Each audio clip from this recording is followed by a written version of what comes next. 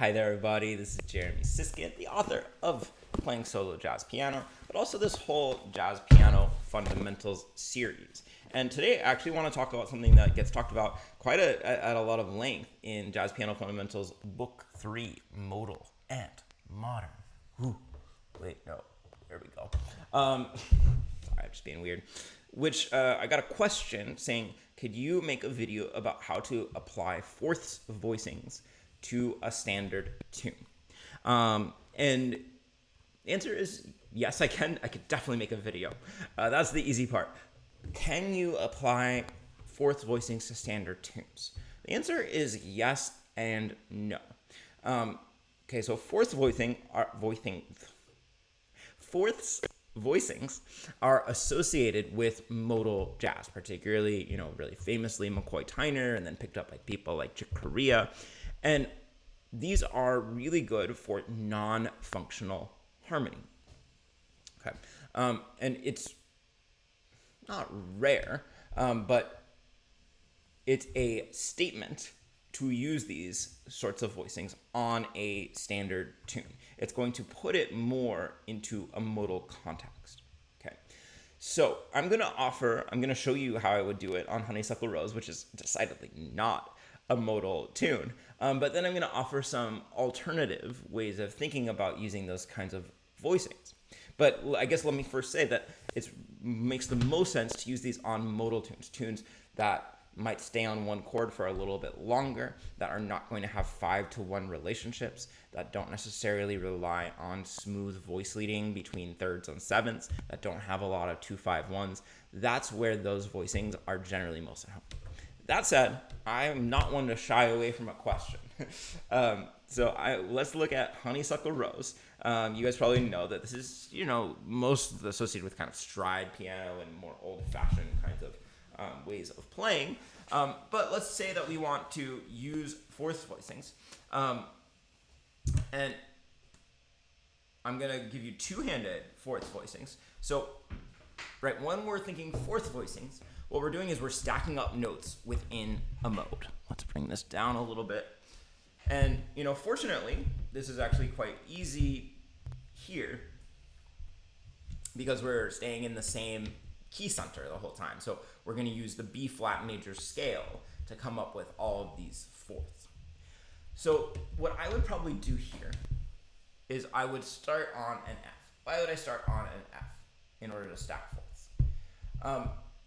Well, the reason is that by starting on an F, I'm able to keep the third and the seventh of the chord somewhere near middle C. If you've watched a lot of my videos, you might know that I'm a believer for keeping the third and the seventh of chords within this range, which I call the magic range.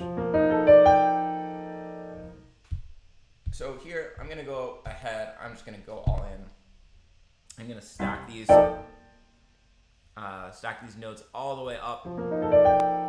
6 notes organized in fourths, all taken from the B flat major scale, right? These are not perfect fourths, by the way. They're diatonic fourths, meaning they're fourths taken from the scale, as I've said.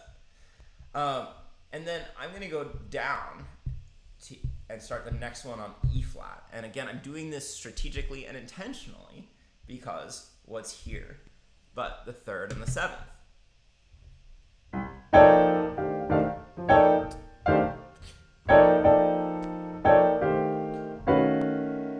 Okay. So this is one way to do it. It's not the only possible way to do it. If you wanted to make it sound even more modal, you could completely just ignore these thirds and sevenths. And you could think of a little melody, So first of all, we're just going to think of this as a big old B flat space. And I'm not really going to be thinking of what's the difference between C minor and F7, because if we're thinking modally, there is no difference. Tonally, there is a difference because we're talking about which notes are emphasized. If we're thinking about just purely what modes are they using, no difference at all. So the other way that we could approach this is we could make a melody. And I often just try to start singing a melody.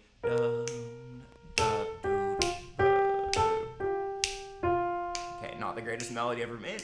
And then I'm going to harmonize below that melody in fourths. Again, diatonic fourths, not perfect fourths.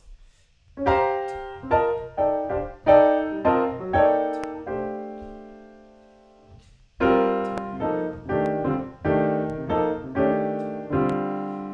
so if you want to hear it against the bass,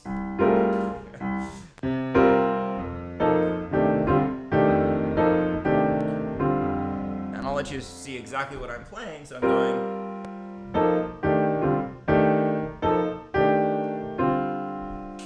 So in this case, I'm only arranging 4 notes in fourths. Why? Because I'm going to start getting really low if I add a 5th note below. Right, that starts really getting too low for a voicing. So this is another tip that I would give you, is that you can choose the number of notes based on how much dissonance you want to take, how much, where you are positioned on the piano, all those sorts of things. Now let's return to our example. If we want to distinguish even further between C minor 7 and F13, we could use some altered tones from that F13. So, looking at it in terms of chord tones, we have the 13th, we have the 9th, we have the 5th. We could flat each of those, and we would still consider this a 4th voicing. So.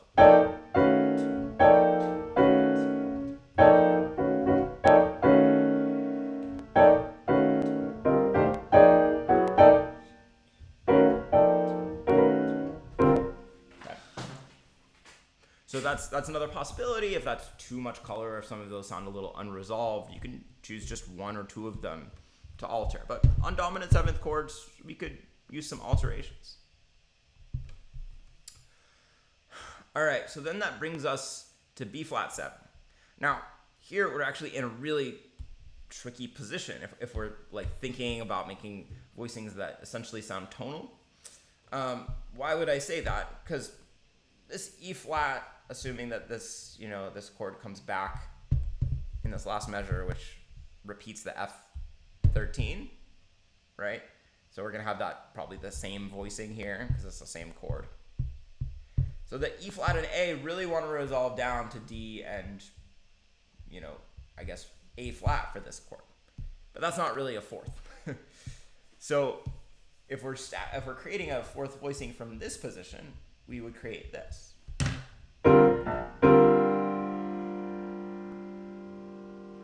And here I'm limiting it to 5 notes. Why? Because if we kept going, we would get to an E flat, which is just going to sound really, really bad. So I'm just limiting it to 5 notes to avoid that dissonance.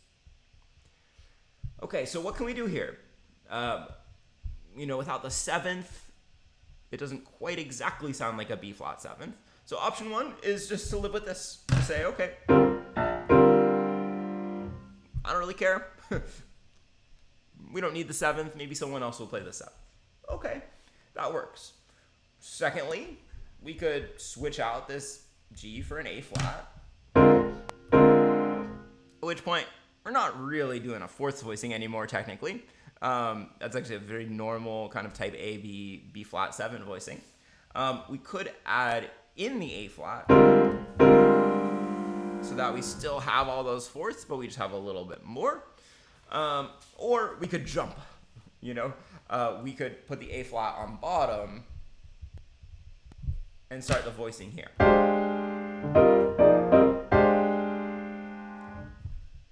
Let me give you one more really practical option, which is that you could use some neighbor motions to include that 7th, even though we don't hear that all simultaneously. Now you're expressing that it's a dominant chord in this context. So you got some different options there. None of them are so intuitive and perfect, but there's a lot of different ways through it.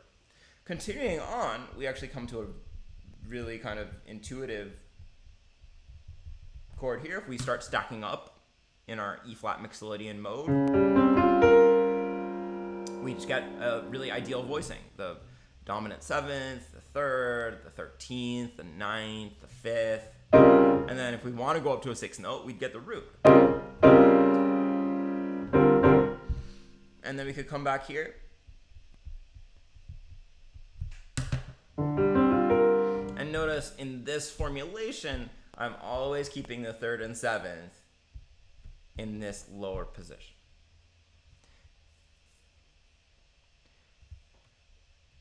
Okay. And then as I get to D minor 7, what would I do? I'd probably leap back up.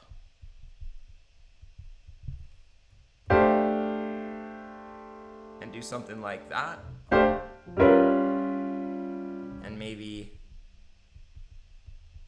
use this for the G7. The 3rd and 7th of these chords are a little high. It's not perfect for me. But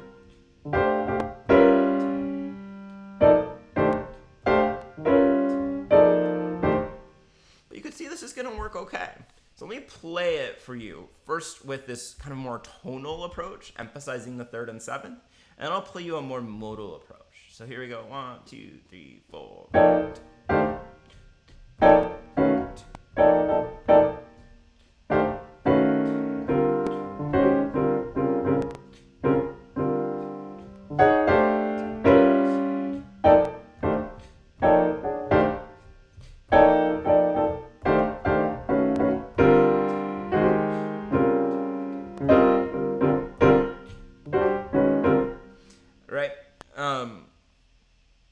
All right, so that sounds pretty good. You could hear I was adding some alterations, maybe doing a side step or two. Now, if I want to take a more modal approach, let me make sure you could see what I'm playing. Again, I'm going to think about stacking fourths below a melody note and making just a little melody. So 1, 2, 3.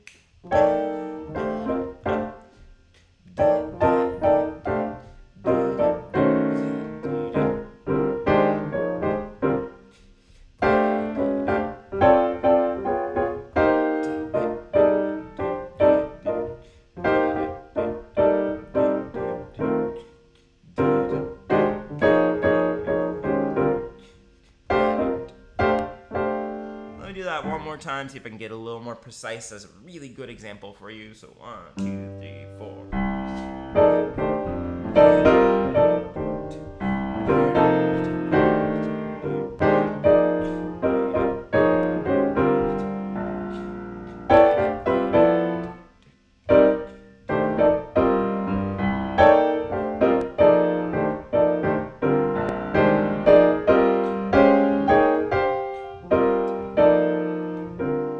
As you can hear, it doesn't really sound like the Honeysuckle Rose that you necessarily know. Now, it's worth noting here, and this book, Jazz Piano Fundamentals, Book 3, talks so much about this, that fourth voicings are very interrelated with so what voicings and with pentatonic voicings, okay? And so when I come up to some of these more tricky places where a fourth voicing doesn't exactly work, in reality, what I would probably do is I would substitute a so what or a pentatonic voicing. And these are voicings that consist of all fourths except for 1/3 somewhere in the middle of the voicing. Okay? And by adding in just 1/3 somewhere, you get a lot more flexibility, but you still essentially have the sound of those fourths voicings. Oh man, I sound like I have a lisp now. So that's my little demonstration for you. Maybe I'll touch more on this subject soon, but if you're interested in this, Jazz Piano Fundamentals Book 3 is the place to go. And I think this video might come out somewhere around July 4th. So comment with something about fourths or lisps if you have watched all the way to the end. Thanks for watching, everybody.